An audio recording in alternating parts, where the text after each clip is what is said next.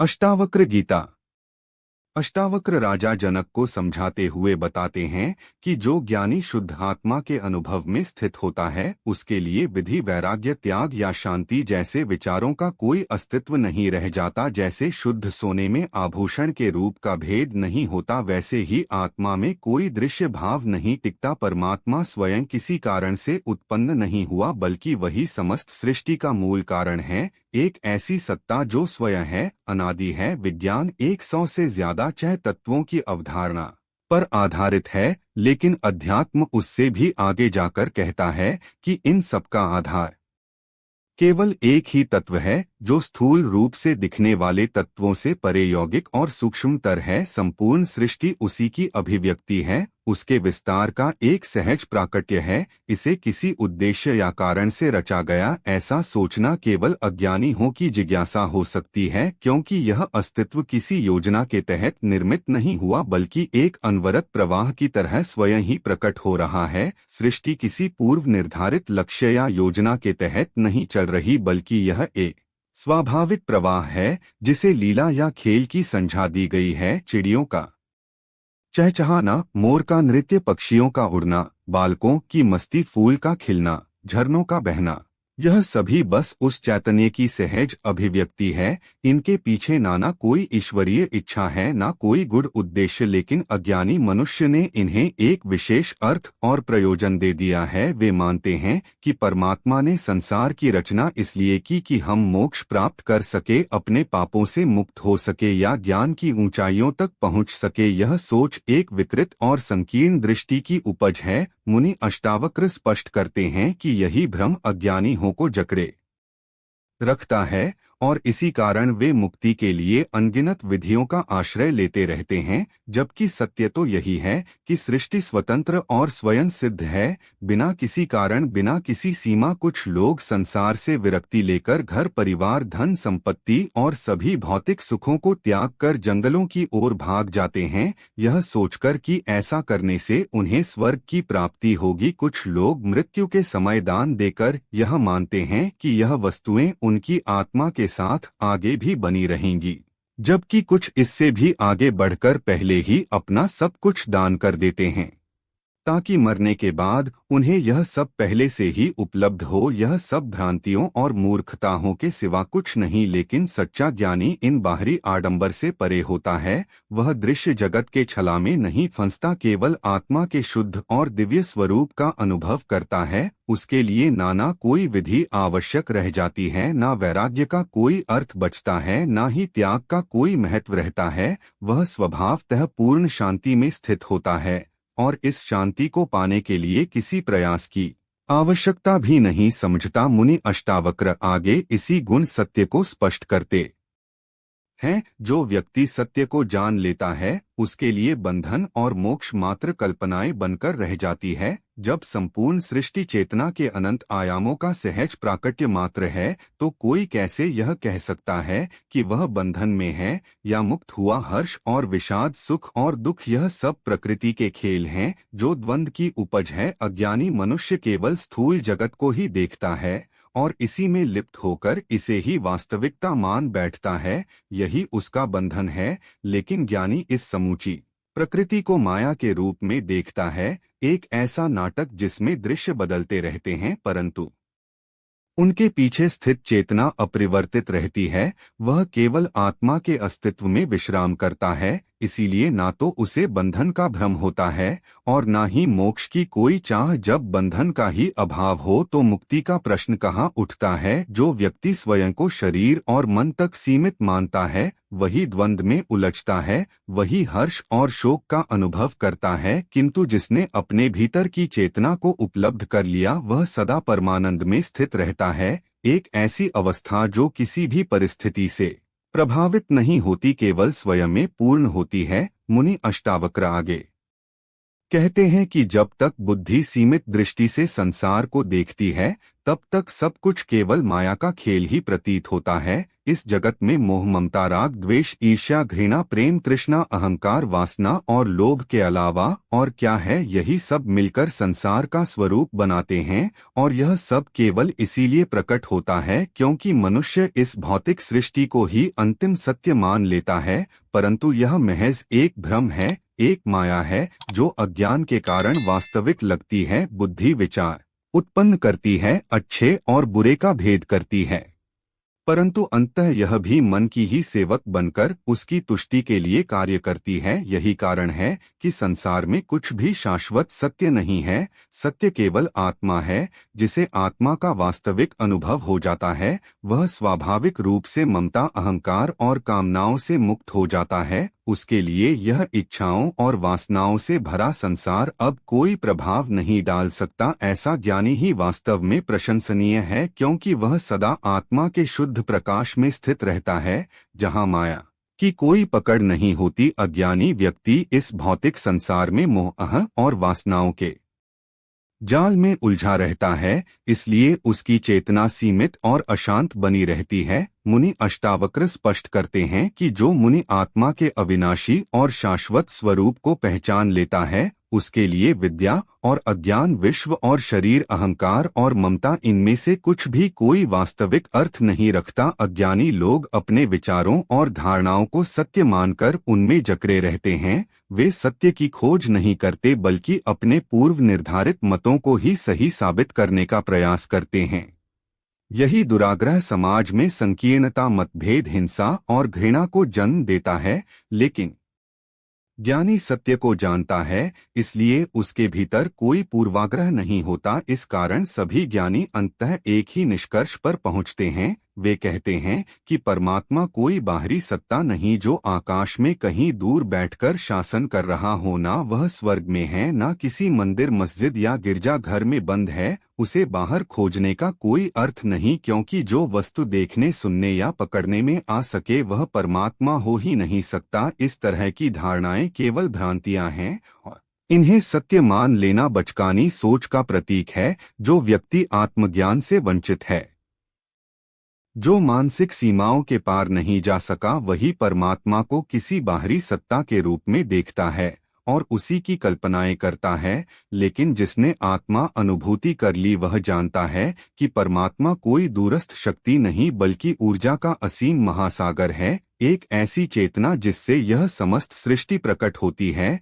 यह संसार, इसके विविध रूप, शरीर और आत्मा सब उसी ऊर्जा की अभिव्यक्ति है। उससे परे कोई अलग परमात्मा नहीं है। जिस ज्ञानी ने इस अविनाशी संताप रहित आत्मा को अनुभव कर लिया उसने समस्त रहस्यों को जान लिया, सभी बंधनों को पार कर लिया। उसके लिए अब विद्या और अविद्या, ज्ञान और अज्ञान, संसार और देह, अहंकार और ममता का कोई महत्व नहीं रह जाता क्योंकि यह सभी भ्रांतियां केवल अज्ञान की उपज है जो अज्ञानी को ही प्रभावित करती हैं। ज्ञानी मात्र आत्मा में स्थित रहता है और इस साक्षात्कार से सभी भ्रम स्वतः समाप्त हो जाते हैं। मुनि अष्टावक्र आगे कहते हैं कि यदि कोई मनुष्य बाहरी कर्म कांडों को त्याग भी दे परंतु भीतर उसकी बुद्धि जड़ बनी रहे और मन इच्छाओं व कल्पनाओं में ही उलझा रहे तो वह सत्य के समीप नहीं पहुंच सकता। मनुष्य के समस्त कर्म, व्यवहार और आचरण उसके चित्त की प्रवृत्तियों का ही प्रतिबिंब होते हैं।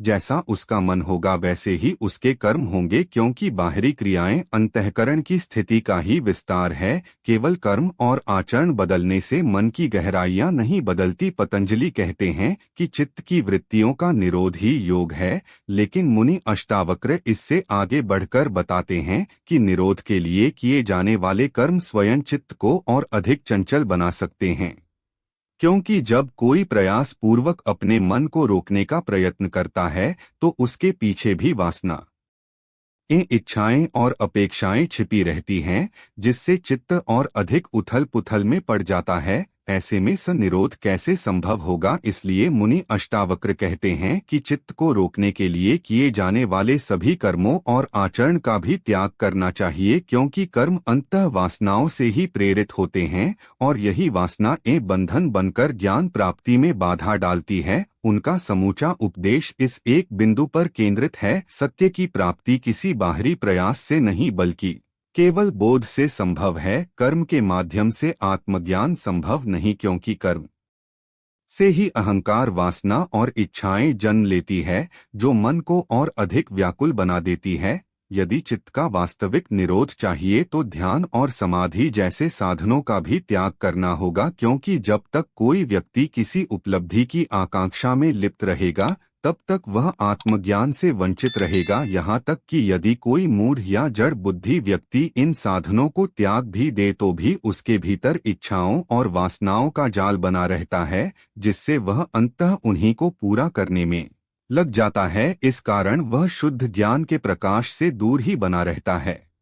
इस पूरे सिद्धांत का सार यही है कि केवल पूर्ण मानसिक शांति में ही आत्मज्ञान संभव है, ना तो किसी विशेष साधना के द्वारा और ना ही केवल कर्मों को त्याग देने से। महत्वपूर्ण यह नहीं कि हम कर्म करें या छोड़ें, बल्कि यह कि हम अपने भीतर की भ्रांतियों और अज्ञान को त्यागे। अष्टावक्र आगे कहते हैं कि मंद बुद्धि व्यक्ति सत्य को सुनकर भी अपनी जड़ता को नहीं छोड़ता और बाहरी आडंबर में उलझा रहता है, क्योंकि उसका मन अब भी विषय वासना की ओर खींचता है। जो व्यक्ति बाहरी प्रयासों में लीन रहकर विषयों की लालसा को नहीं छोड़ता, वह चाहे जितना भी निर्मलता का दिखावा करे, भीतर से मुक्त नहीं हो सकता। मनुष्य में जड़ता, अहंकार, वासना, इच्छाएं और लालसाएं इतनी गहराई से जड़े जमाए होती हैं कि उसके सारे कर्म, आचरण और व्यवहार भी इसी भ्रम से ग्रस्त रहते हैं। मुनि अष्टावक्र का ज्ञान केवल वही ग्रहण कर सकता है जिसका चित्त निर्मल और शुद्ध हो, जैसे जनक, जो मात्र सुनकर ही आत्मज्ञान को उपलब्ध हो गए। लेकिन मंद बुद्धि व्यक्ति चाहे कितनी भी शिक्षाएं सुने, भीतर की जड़ता को छोड़ नहीं पाता। वह बाहरी रूप से तो ज्ञानियों जैसा आचरण कर सकता है, कर्मों का याग करने का नाटक भी कर सकता है, लेकिन जब तक उसकी अंतरतम प्रवृत्तियां वासनाओं और इच्छाओं से मुक्त नहीं होती तब तक वह आत्मज्ञान से दूर ही रहता है। ऐसे लोग केवल कर्मों को ग्रहण करने या त्यागने में उलझे रहते हैं, क्योंकि उनके लिए केवल बाहरी परिवर्तन ही वास्तविकता प्रतीत होता है, जबकि सच्चा ज्ञान भीतर की अवस्था को बदलने से ही संभव है। तो भी उसके तर्क कहीं ना कहीं प्रशंसा की लालसा, प्रतिष्ठा की कामना या स्वार्थ की भावना बनी रहती है। अष्टावक्र कहते हैं कि सच्चा ज्ञानी कर्म से बंधता नहीं, क्योंकि उसके लिए कर्म केवल स्वाभाविक प्रवाह है, बिना किसी वासना, बिना किसी अपेक्षा के। बाहरी दृष्टि से वह भी संसार में कार्य करता दिख सकता है, लेकिन उसके भीतर ना तो अहंकार रहता है ही फल की चिंता। उसका कर्म एक निर्मल बहाव की तरह होता है, जो केवल कर्तव्य बोध या लोक मंगल के लिए प्रवाहित होता है, ना कि किसी स्वार्थ सिद्धि के लिए। दूसरी ओर अज्ञानी कर्म तो करता है, लेकिन हर क्रिया के पीछे किसी न किसी आकांक्षा की छाया होती है, नाम कमाने की, पहचान पाने की या स्वार्थ सिद्ध करने की। इसी कारण से ज्ञानी और अज्ञानी के कर्मों का मूल अंतर उनकी आंतरिक स्थिति में होता है, ना कि बाहरी रूप में। जब व्यक्ति इस अंतर को समझ लेता है तभी वह सच्चे आत्मबोध की ओर बढ़ सकता है। अज्ञानी अपने कर्मों के पीछे हमेशा किसी न किसी लाभ की कल्पना करता है, चाहे वह सम्मान प्राप्त करना हो, यश कमाना हो या स्वर्ग की अभिलाषा। वह सेवा, दान, धर्म और पुण्य के अवसर इस उम्मीद से खोजता है कि इन्हें करने से उसका व्यक्तिगत उत्थान या परलोक संवार जाएगा। उसका उद्देश्य समाज या दूसरों का कल्याण नहीं, बल्कि अपनी मुक्ति या स्वर्ग की सीढ़ी चढ़ ना होता है। मुनि अष्टावक्र स्पष्ट करते हैं कि जब ज्ञान प्रकट होता है तो कर्म की अनिवार्यता समाप्त हो जाती है। ज्ञानी को कर्म करने की बाध्यता नहीं रहती, फिर भी वह संसार में रहते हुए आवश्यक कार्यों को सहज रूप से करता है। उसका कर्म लोकहित के लिए होता है, लेकिन उसके पीछे कोई स्वार्थ, कोई इच्छा या कोई व्यक्तिगत उपलब्धि की भावना नहीं होती। वह अपनी किसी क्रिया को अपनी उपलब्धि के रूप में नहीं देखता और न ही इस बात का दंभ भरता है कि उसने कुछ किया है। यही वह कर्म की सहजता और निष्काम होता है, जिसे केवल एक सच्चा ज्ञानी ही प्राप्त कर सकता है। अष्टावक्र आगे कहते हैं कि जब चित्त में कोई विकार नहीं रहता तो प्रकाश और अंधकार के भेद भी समाप्त हो जाते हैं और मनुष्य अपने वास्तविक स्वरूप को जान पाता है। चित्त वह संग्रह है जो अनगिनत जन्मों की वासनाओं, इच्छाओं और अनुभवों से निर्मित होता है, जबकि बुद्धि उन्हें सत्य और असत्य, सुख और दुख, लाभ और हानि, प्रेम और घृणा, हिंसा और अहिंसा, प्रकाश और अंधकार जैसे विरोधाभास में विभाजित करती है। परंतु अस्तित्व में ऐसा कोई वास्तविक भेद नहीं है। यह सब एक ही सिक्के के दो पहलू हैं जो साथ ही विद्यमान रहते हैं। किसी एक को मिटाकर दूसरे को बचाए रखना संभव नहीं। यदि मृत्यु को हटा दिया जाए तो जन्म का भी कोई अर्थ नहीं रहेगा। यदि बेईमानी समाप्त कर दी जाए तो ईमानदारी का मोल भी खत्म हो जाएगा। यदि घृणा ना हो तो प्रेम का अस्तित्व भी नहीं रहेगा। पापी ना हो तो मंदिर, मस्जिद और गुरुद्वारे भी अनावश्यक हो जाएंगे। बीमारी ना हो तो स्वास्थ्य का कोई संदर्भ ही नहीं बचेगा। यही द्वंद्व संसार की आधारशिला है। किंतु नैतिक व्यक्ति इस यथार्थ को समझे बिना अच्छाई को अपनाने और बुराई को मिटाने की चेष्टा करता रहता है, यह सोचकर कि वह व्यवस्था को बदल सकता है, जबकि वास्तव में दोनों परस्पर पूरक हैं और एक दूसरे के बिना अधूरे हैं। साधारण व्यक्ति अंधकार को हटाकर प्रकाश लाने का प्रयास करता है, जबकि धार्मिक व्यक्ति समस्त परिस्थितियों को ईश्वरीय इच्छा मानकर स्वीकार कर लेता है। किंतु ज्ञानी वह होता है जो आत्मा के सत्य को जानकर किसी भी भेदभाव से परे हो जाता है। उसके लिए ग्रहण और त्याग, अंधकार और प्रकाश में कोई वास्तविक अंतर नहीं रहता। वह सहज स्वभाव से जो कुछ होता है उसे अपनाता है और सदैव आनंद के शुद्ध स्वरूप में स्थित रहता है।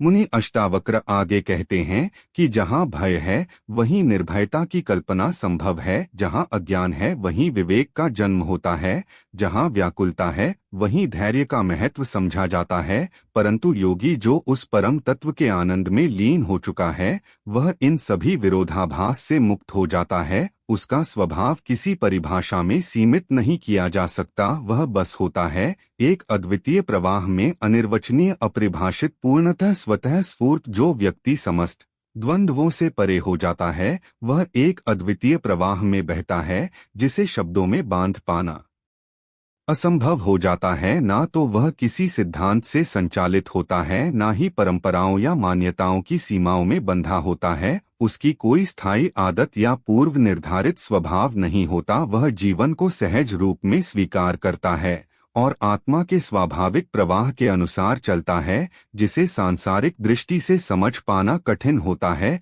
विपरीत रूप से अज्ञानी नियमों, अनुशासन, कर्तव्य और मर्यादाओं की बेड़ियों में जकड़ा रहता है, जबकि ज्ञानी पूर्ण स्वतंत्रता का अनुभव करता है और इन सीमाओं से सर्वथा मुक्त रहकर जीवन व्यतीत करता है। ऐसे व्यक्ति को पहचानना या परिभाषित करना कठिन होता है, क्योंकि वह किसी भी बंधन में नहीं बंधता। मुनि अष्टावक्र गीता का यह सरल विश्लेषण संपूर्णता की ओर संकेत करता है। अगर आपको यह वीडियो अच्छी लगी हो तो आप वीडियो को एक लाइक करके चैनल ज्ञान धार्मिक को जरूर सब्सक्राइब करें। जय श्री कृष्णा।